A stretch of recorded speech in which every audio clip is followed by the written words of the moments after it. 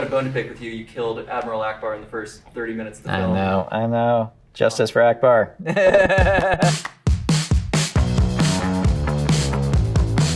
Star Wars: The Last Jedi. Hi, I'm holding for General Hux. This is Hux. You and your friends are doomed. We will wipe your filth from the galaxy. Okay, I'll hold. Hello? Hello? Yep, I'm still here. For me, everything in the movie is Star Wars, and everything in the movie I can trace back to deeply, in a deep way, what Star Wars is for me. And I know everyone has a different take. I know there are Star Wars fans who somehow think that Star Wars was a serious thing, like the Batman movies or something. I was so young that when I watched Empire Strikes Back, it had this deep, profound impact on me because it was terrifying, because I was just young enough to not experience it as watching a Star Wars movie, but to have it feel like too real. Return of the Jedi was the one that I was exactly the right age to see in the theater. And anyone who thinks that slightly goofy humor is does not have a place in the Star Wars universe, I don't know if they've seen Return of the Jedi. There's literally a scene where Han Solo is, like a cartoon, like trussed up to a pole, and a torch goes by him to light the fire to cook him. And Han Solo does this. Even the first movie, they're in the heart of the Death Star, and they're trying to do this desperate gambit to get out with their lives and save the princess, where they're pretending that Chewbacca is like their prisoner. The little Imperial droid comes up, Chewbacca roars at it, and the droid, like a scared dog, goes, "Meow, meow, meow, meow." The slightly self-aware element of gleeful humor is something that is part and parcel to Star Wars. It's not the whole thing, and we get very serious in the movie as well, and I think that kind of brazen balance of those two things is also something that's part of Star Wars. So for me, that scene with Hux and Poe, besides just being a hell of a lot of fun, was also something that felt essentially Star Wars to me. Pass on what you have learned. Strength, mastery, but weakness, folly, failure also. Yes, failure most of all. The greatest teacher failure is.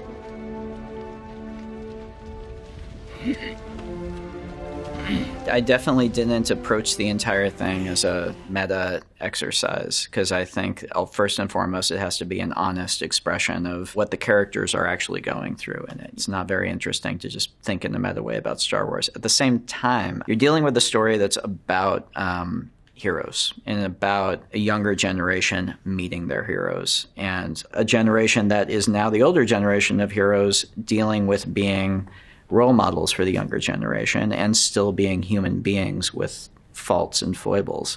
And somebody who has the role of a legend, but who feels fallible as a human being, by the end of the movie realizing the value that that legend has and realizing their place is to step up and be that for the younger generation. When you're dealing with all of these things, the legends that I grew up with was the characters in Star Wars. If I think about the thing in my life that's been the most consistent thing of that, it is these movies. I think anyone who makes a Star Wars movie today is in some way going to be engaging with their relationship with Star Wars itself.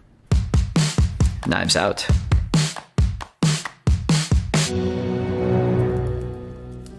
Detective Blank, you said the investigation is ongoing. You made a point of that.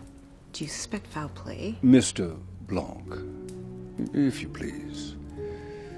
There is much that remains unclear, but yes, I suspect foul play. I was coming off of making The Last Jedi, which had been the best experience of my life. But it was 4 years. It was 4 years of my life basically making that one film. It's not ever helpful to try and get too strategic in terms of thinking of what you do next. I kind of have to just go with whatever seems the most exciting. In that moment, for whatever reason, it was this murder mystery. It was this little whodunit that I had kind of been cooking in the back of my head for about 10 years. I turned it out relatively quickly for me. It was about a 6-month writing process. I think previously could get very precious about scripts and spend years chewing on them, and I think you can overcook something. There was something very liberating about just saying, okay, I'm going to write this thing relatively quickly. I didn't know what to expect when I came into doing the first one. You know, I'd worked with some famous movie stars. I'd worked with like well-known actors. I'd never worked with this big an ensemble where everybody in it is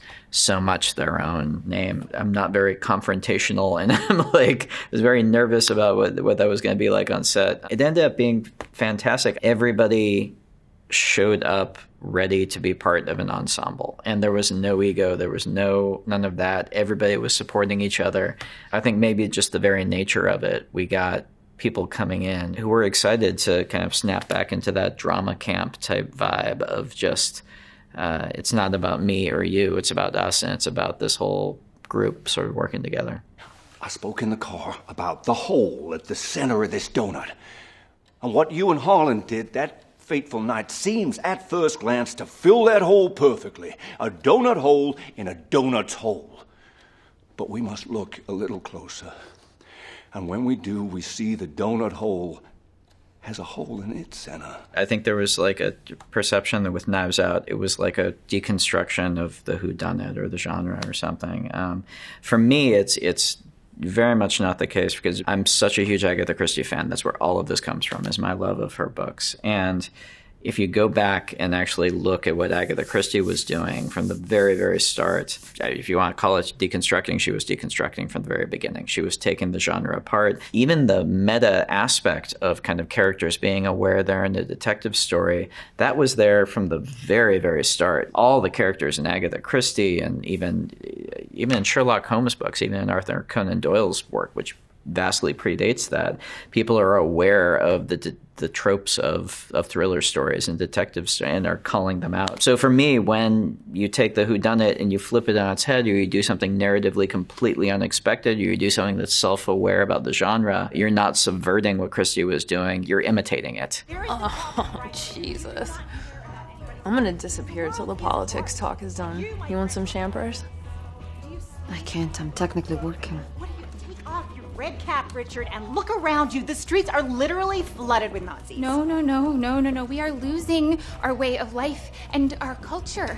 There are millions of Mexicans coming. Oh, God. And don't Really? make this a race thing. You always make this a race thing. I would say the same thing if they were European. Growing up loving these movies and TV shows, and nearly all of them being period pieces, set in England usually, and usually set in some kind of hazy, nostalgic version of England that probably never actually existed. It'll sound like a broken record, but that's not what Christie was doing back in the day. She was writing to her time and to her place. So the notion of doing a traditional whodunit, but setting it unapologetically in America right here and right now, and throwing out any notion of being timeless and just saying, no, we're going to talk about exactly what everyone's talking about right now. Not that I feel like very motivated to get to talk about political ideology in these movies, but I feel like for all of us, the political has become personal. Knives Out, it's about politics. It's really about a family arguing about politics, and it's about what politics does to your Thanksgiving dinners. What happens when somebody that you grew up loving suddenly is supporting something politically that you find abhorrent? And it's about the personal side of that. And that's something that I felt strongly and felt like I could actually dig into. Glass Onion. From the very start, even back when I was making Knives Out, I thought, oh, if this does well, this is something that would be fun to keep doing. But always in the context of, again, the way that Christie did. It wasn't interesting to me, the idea of continuing the last movie or bringing back the characters or something. To me, the thing that's fun is Benoit Blanc is the same detective, but it's a whole new case, whole new cast, whole new deal. It's a very interesting thing, though, because as a writer, you always have to keep yourself aware that the detective is not the protagonist of the movie. He's at the center of it, and in this case, we have one of the best actors and biggest movie stars on the planet playing our main detective. So there's a gravity of 1,000 suns in terms of charisma with Daniel on screen as Benoit Blanc. But his task in it is to be outside this realm of human drama that you're creating with the mystery, and to be almost this godlike figure who floats above it all and who guides it and solves it. And the reality is, if you want to actually engage an audience, if you want them leaning forward, engage what's going to happen next, as opposed to leaning back, stroking their chin, trying to solve it, you can't center the drama around the detective's dilemma. It has to be somebody in the group of suspects that you're worried about. Like, it's fun to get little glimpses of Benoit Blanc's life. It's fun to get a little glimpse of his home life in this movie. But the idea of building out a mythology of him, of exploring his backstory, of finding out where he came from, completely uninteresting, I think. It's a mystery movie. It's about the mystery. I cannot overstate my gratitude to be here. When's the murder mystery start?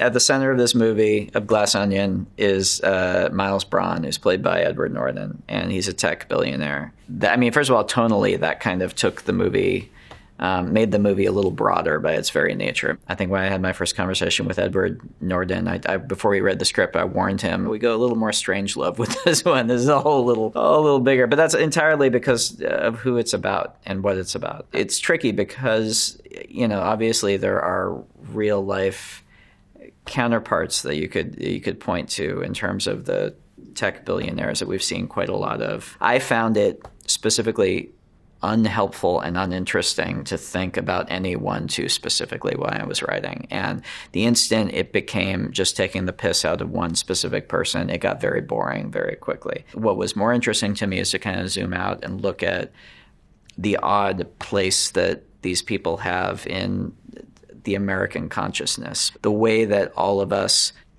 have this dual thing, and I have it too, where you want to make fun of these people and throw poop at them. There's also the very American thing in all of us of kind of mistaking wealth for competence and wanting them at the same time to be like Willy Wonka. Maybe they can solve it all. Maybe we can't. maybe they do have the answers. That kind of tension and the way that we're all dealing with sort of the revelation of maybe it's not the best idea to trust these people. That was a lot more interesting to me than the idea of honing in on one specific person. Looper.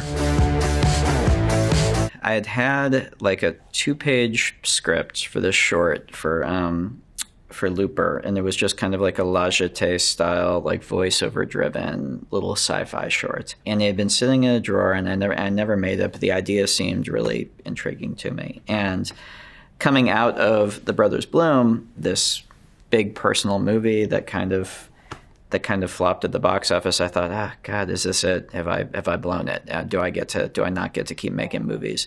So sitting down to write Looper, I took this idea and I rewrote that movie more than I've ever rewritten anything in my life. I really tried to hone it down and make something that was tight and something that was going to conceptually work. I was thinking about, Cameron's first Terminator movie as kind of the example of something I want to do, or Witness, Peter Weir's Witness, something that has kind of the focused shape of a very determined, thought-out structure, and then just sees it through to its inevitable conclusion in almost like a compassionately cruel type way. The real origin of it for me was the idea of, there's a lot of stuff in there about fathers and sons. There's a lot of stuff in there about the idea of violence, the idea of retribution, the idea of its actual utility as a problem-solving tool.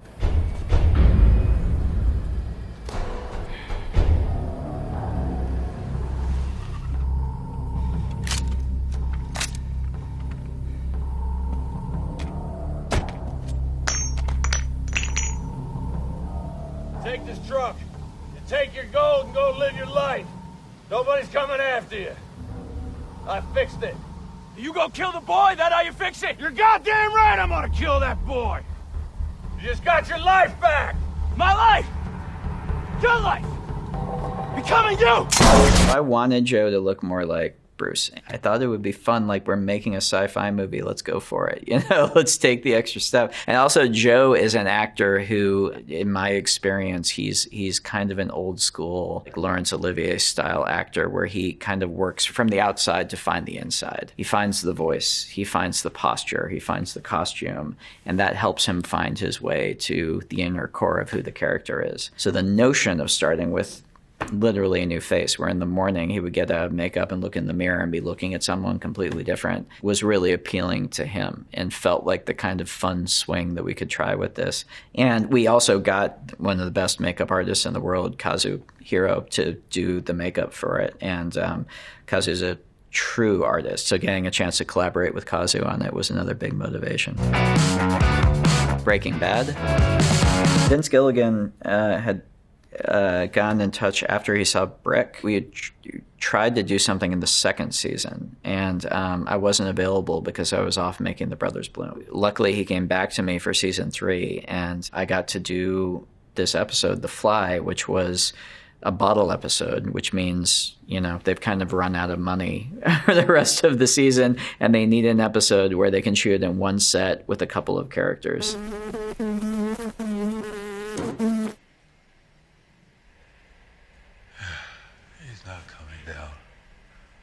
Must be Thailand hot up there. That's why he likes it. Thailand's hot, right? Yeah. What that meant for me was I got a very concentrated dose of working with these two amazing actors, with Bryan Cranston and Aaron Paul, the writers Moira Walley-Beckett and Sam Catlin, both of whom I got to work with on future episodes, had written this incredible script. And I got to come in and think about, how do I make this cinematic? I got to think about, how do I take this one space and have us not get visually bored with it? Just stop for 1 second. Look, I told you to get your things. Stop walking away. There is no time. Tell me about Uncle Hank. No, just drop it. What's wrong with you? You have to tell me. Dad, wait. What happened to Uncle Hank? What?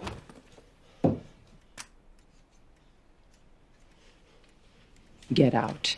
I'm still kind of blown away that I got to direct Ozymandias. And it's entirely just because of my relationship with the writer, Moira Walley-Beckett, who I did The Fly with, and we had stayed in touch. And she brought me in on that and really trusted me with that amazing script that she wrote. And we really collaborated. We were really a team on it. It's a very intense episode for all of the characters. Usually in any given episode, there's like one scene that, okay, this is going to put everyone through the ringer. And in Ozymandias, every single scene was like that. I mean, I came away with it just with so much respect for Anna Gunn as an actor. She's extraordinary. And there's a scene where Anna has to break down, and it was also a very physically difficult scene because it was cold, it was outside in the street, she has to run out and like fall down to her knees, and really you're just facilitating, and the reality is it's not like you're getting them there or like guiding them or showing them what to do or whatever. Your job as a director is to give the actors whatever they need to go to the places that they need to go. And whatever that means, it means different things for different actors. They're on their journey, and wherever Anna took that character in that scene, that's entirely Anna's work. And your job as a director is just to make sure that they feel like they can do that and be safe. Brick.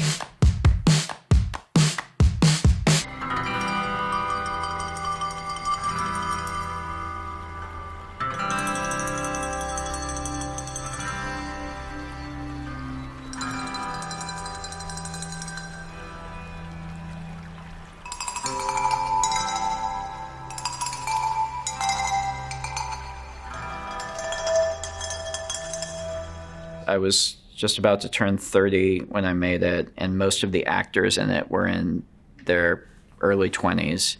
And we were all really young, and it was such an intense bonding experience, such a crucible. And I think, especially as you get older, having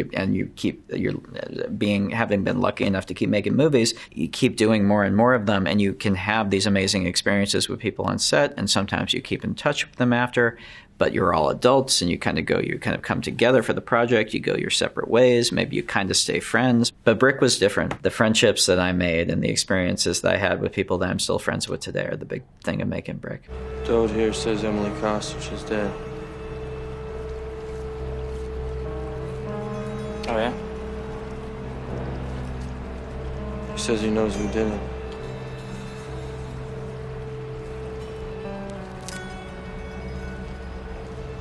He says he knows where the body is. I wrote Brick when I was right out of college. I wrote when I was like 22 and basically spent my 20s failing to get it made. So it being sort of the specter that was over all of my 20s, just how do I get Brick made? How do I get Brick made? It defined like that span of my life. And also that when I was 22 and writing it, high school was something I had relatively recent. It was still a recent experience, and Brick being sort of an expression of the emotional reality of what high school felt like. It almost being like a therapy session of tapping into sort of the dark, almost like mythological, emotional landscape of what that very intense period of life felt like for me. And then going back to my high school to film it, it felt like definitely like exercising some demons. So that was another intense element of it. You ratted on Jim! Stop it now, Em! What, you telling me it isn't true? Look at me! You ratted him out because you were jealous! No, I spun on him and I pulled the two-bit toker because I know what his word would do to you. I love you too much to see that. You don't love me! You just want to keep... You're the only thing I love! You're the only thing I love. And this is how I do it. I want to keep you safe. After spending a decade of your life trying to get it made, and then finally getting it made and it working, that felt very gratifying. The other thing was my family, who's in the home building business. So we made Brick for a very small budget, and we made it just by getting private, investment from people that we knew. And so, my grandfather put money into the movie, and the fact that I could then go to Sundance and turn around and see my family sitting behind me and then be able to pay my grandfather back. It felt very, very, very, very good. The Brothers Bloom. I guess I didn't know what I didn't know when I started making The Brothers Bloom, because I'd grown up just making shorts and not working with actors at all. Brick was my first experience working with actors. And then with Brick, we were moving so fast, and it was a very experienced cast, but it was a very young cast, and so they were all just kind of game. I kind of would just, I would set up the camera and tell them where to stand, basically. I didn't really figure out how to work with actors in terms of doing blocking, rehearsals, and so I got to Brothers Bloom, and I just started doing it that way. But, I was working with Rachel Weisz and Adrian Brody, and they were also incredibly patient and lovely. I very quickly learned to work with actors, there's a whole other level of collaborating and working with actors that you got to engage with. And that became one of the real joys of it. The Brothers Bloom that was such an intense experience for me making that movie. I mentioned before, I spent like my 20s broke in LA trying to make Brick. I didn't have money to travel. I didn't go anywhere. And so The Brothers Bloom, I kind of wrote it to manifest like having an adventure.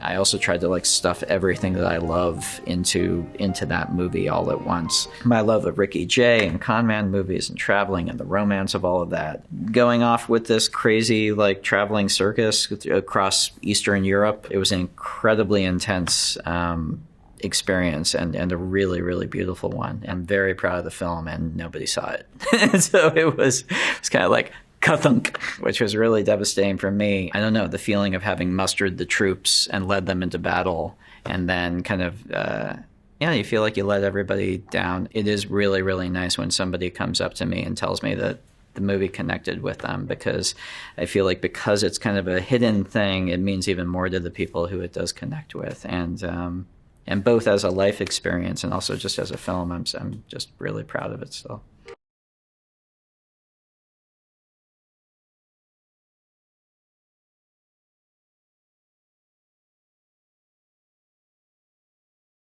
Adrian knew how to skateboard, and so I think he gave Rachel some tips. He was very because Adrian's a musician and he loves rap, and so the scene where she was DJing, I think he was not so into that. I really am not comfortable with this at all. That hobby montage was very fun. That's also kind of, for me, that's what I did kind of in my 20s. I would collect hobbies. I would just kind of try a new thing as a way of trying to, because I felt very much trapped at home. I felt very much trapped in my LA apartment. And so I would get a cheap banjo and learn how to play the banjo. I got into pinhole photography at some point. I would just kind of try and open up my universe by looking at things that I could do, you know, in my own little space.